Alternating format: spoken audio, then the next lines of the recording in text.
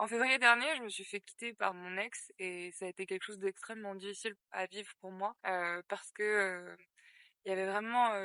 une incompréhension, de ce qui s'était passé. Je n'arrivais pas à mettre les mots sur la problématique et je l'ai ressenti assez vite comme, des choses qui étaient plus de l'ordre de la discrimination, en fait, homme-femme, malgré que le fait que cette personne se disait pourtant féministe. Je le sentais comme un dysfonctionnement, en fait, dans le rapport entre les hommes et les femmes et je me suis dit que c'était intéressant d'essayer de comprendre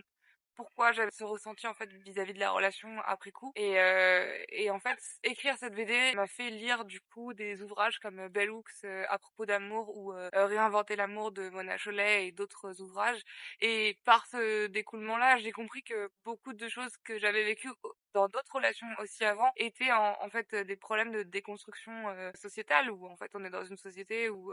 les caractéristiques hommes-femmes au niveau psychologique sont ancrés dès la naissance en fait dans nos comportements et ces comportements-là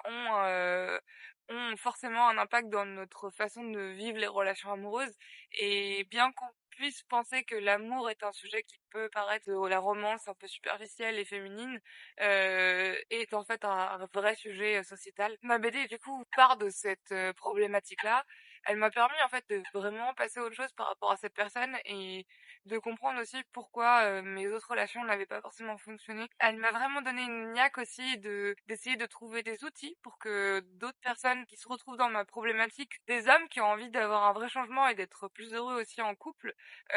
puissent avoir, cette déconstruction-là par moi, ma façon de voir les choses. Après ça reste un témoignage, ça reste, le propos d'une personne normale et dans son vécu et dans sa façon de voir les choses, voilà.